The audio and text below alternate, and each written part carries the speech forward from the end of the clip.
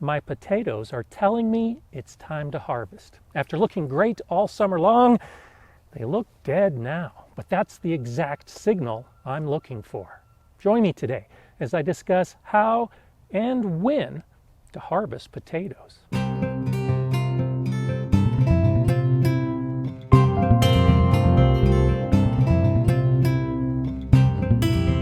While most of the plants we grow, we want to look nice and robust and green at harvest time, that's not the case with potatoes.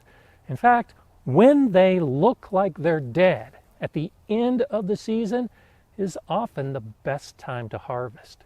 Now, these potatoes did great all season long. They were big and bushy and green, and they flowered relatively early. The flowers actually identify when the tubers are beginning to form underground. So you can begin harvesting as soon as you see flowers on the plant. And you can continue harvesting throughout the season until you reach the point we're at right now, where they look dead. I grew most of my potatoes in those grow bags, but I also grew some nice purple potatoes in this bed.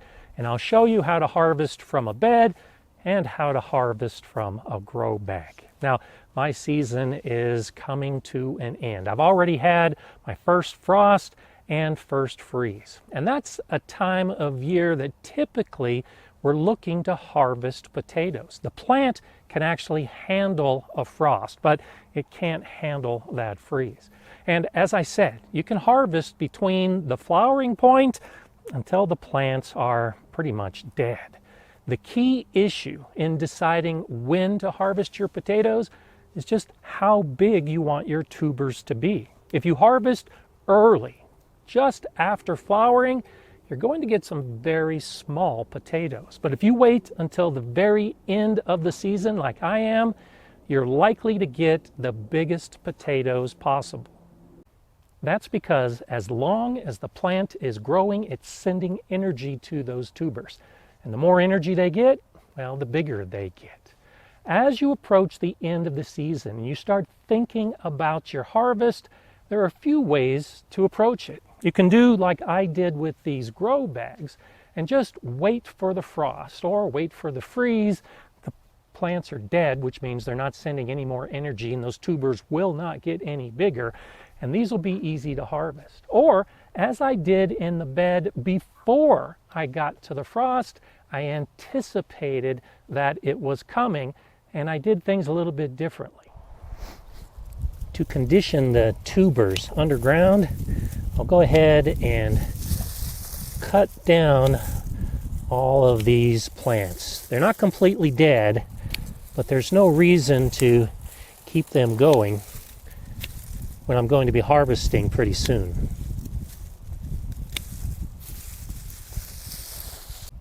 When the potato leaves are turning yellow and then turning to brown, that's showing that the plant is getting to the end of its life cycle and not sending as much energy. So that's why I went ahead and cut those plants off at the ground to just hasten the process and kill the plants, just like a freeze would do. And the primary reason for doing that is because I wanted the tubers to condition or cure in the ground. You don't have to do this. You can go ahead and start harvesting as soon as the leaves turn yellow or as soon as they start turning brown and the plant starts looking like it's dying. But by leaving those potatoes in the ground, you're giving time for the skin of the potato to begin hardening. That helps protect the tuber and helps make for longer storage. You could go ahead and harvest at any time, but that skin is still going to be pretty thin. It still needs a curing process. By stopping the watering a week or two before you intend to harvest, and by dealing with dead plants, you're more likely to harvest potatoes that are partly cured, which makes the harvesting process easier on that tuber, less likely to bruise it and less likely to damage it. Another reason to kill the plant and leave the potatoes in the ground is for storage purposes. they'll stay good until the ground begins to freeze. So if you have a lot of potatoes and you don't want to harvest them all at the same time, or you have limited storage space, you can go ahead and leave them in the ground until you want to use them.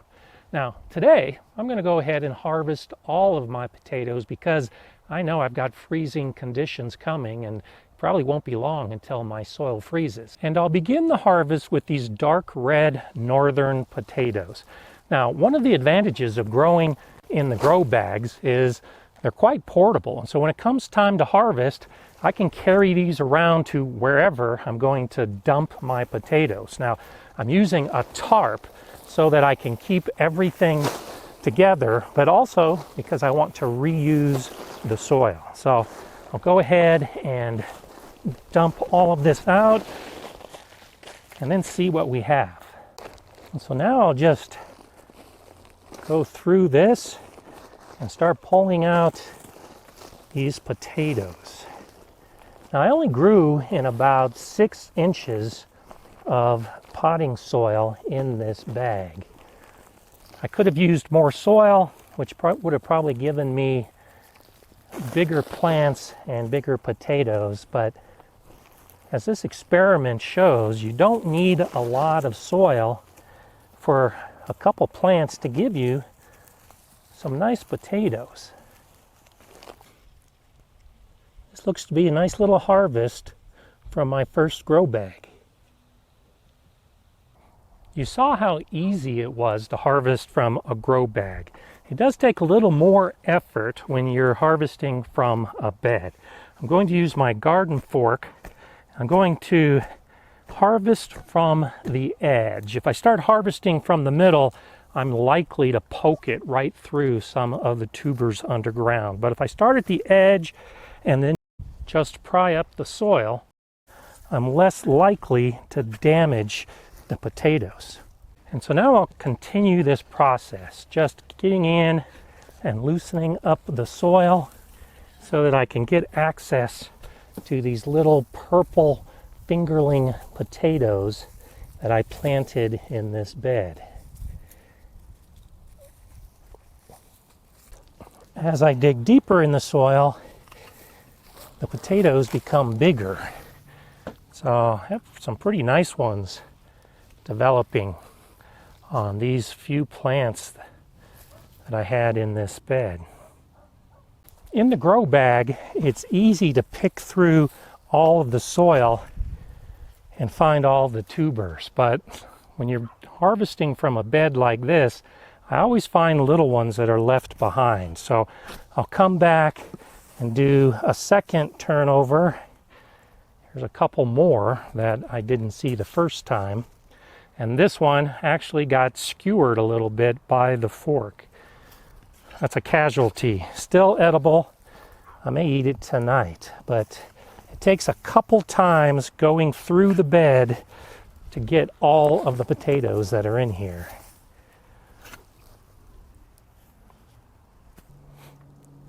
So this was a nice little harvest. From just one end of this bed, I grew almost 5 pounds of those little purple potatoes. And in case you were wondering, I got just over 3.5 pounds from that first grow bag. It would have been a little bit more, but Mala stole a potato before I could weigh it. I'll go ahead and finish doing the grow bags and we'll see what the total weight ends up being. Of course, if you have garden helpers like I do, you'll have plenty of help when it comes to harvest time. As I harvest the potatoes, I just brush off the soil and then put them into bags so that I can weigh the potatoes and see how much I got. I don't make an effort to wash the potatoes at this point. Just brushing off the soil is all that's needed. It helps with the curing process and allows the potatoes to actually store for a longer period of time. I'm pretty pleased with this potato harvest. It was a really good year for me.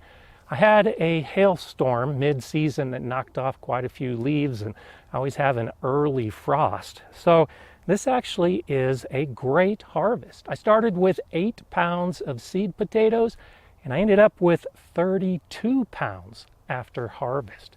The ones that did best were the Magic Molly, those purple fingerlings. I had over 9 pounds of those after just starting with 2. The ones that I harvested from the bed actually did better than the ones that I harvested from the bag. So I'll make note of that in my journal. The bed potatoes typically do better, bigger and more of them. And I have a lot of small potatoes. If the season had lasted a little bit longer, I'm sure I would have had more weight. I was a little disappointed by the Yukon Gold and the Caribou.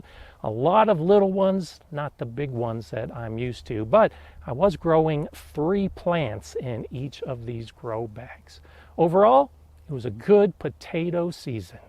I'm Gardener Scott. Enjoy gardening.